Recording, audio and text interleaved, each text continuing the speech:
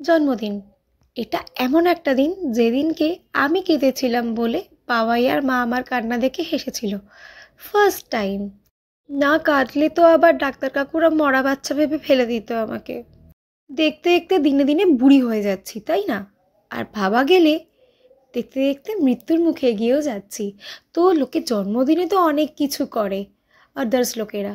আমি আমার জন্মদিনে কিছু অদ্ভুত জিনিসপত্র করি। আর সেগুলো কি কি করি সেগুলো জানতে হলে দেখতে হবে পুরো ভিডিওটা স্কিপ না করে।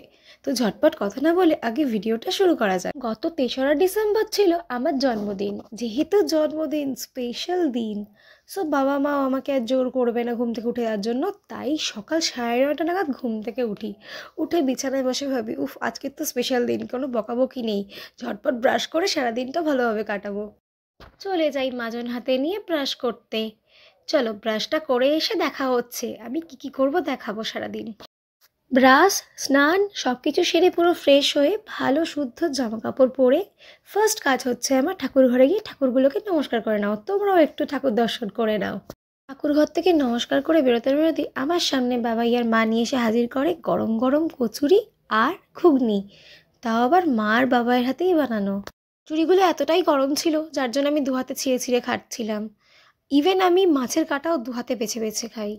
আর কেউ করো না কীরকম? আমি বরাবরই একটু লেটে খাই। মা আবার ওদিকে খাওয়া দাওয়া শেষ হয়ে গেছিলো। আমি খাওয়া দাওয়া শেষ করে বাইরে বেরিয়ে দেখি মা হচ্ছে সবজি কাটছে আর বাবাই রান্না করছে। আর প্রত্যেকটা বছরই আমার জন্মদিনের দিন করে বাবাই নিজের হাতে রান্না করে আমাকে খাওয়ায়, সাথে মাও। কিছু দেখে ঘরে আসা মাত্রই দেখি মেজমাছ সুন্দর একটা পুচকু দেখে গিফট নিয়ে আমার জন্য চলে এসছে। কি গিফট পেয়েছি সেটা কিন্তু বলবো না, পরে বলবো। পরে আস্তে আস্তে হয়ে যায় দুপুর, চলে আসে সেই শুভক্ষণ। ঘরে বসে বসে দেখছি বাবাই আর মা খুব সুন্দর করে থালগুলো সাজাচ্ছে আমার জন্য।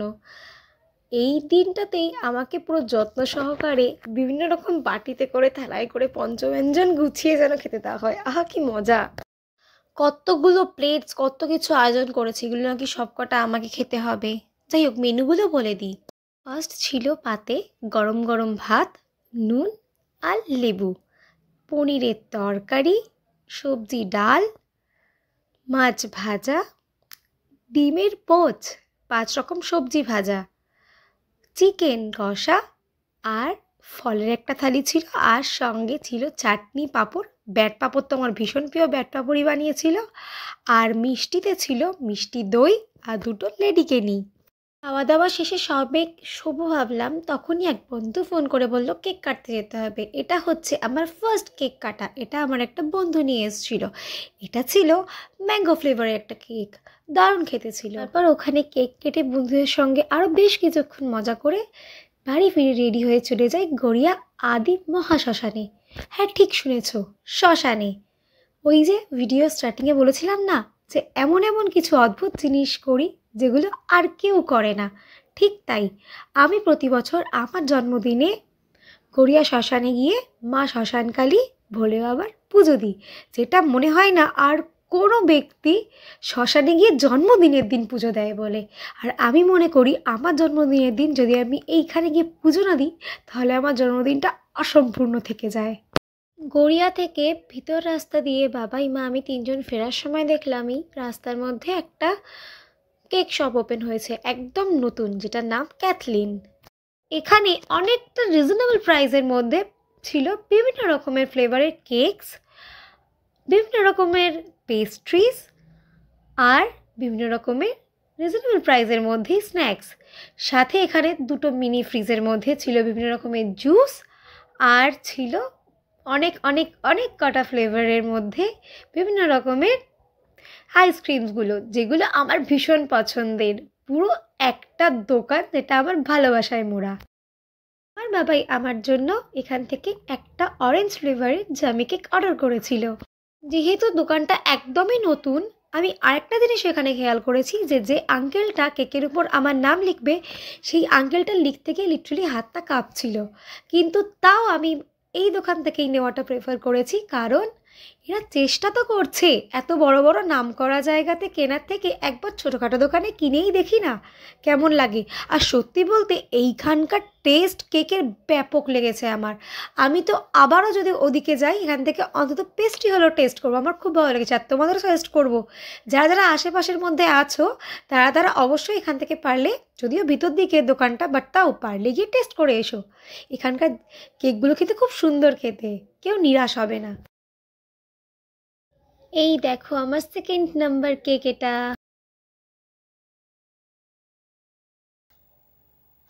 দেখে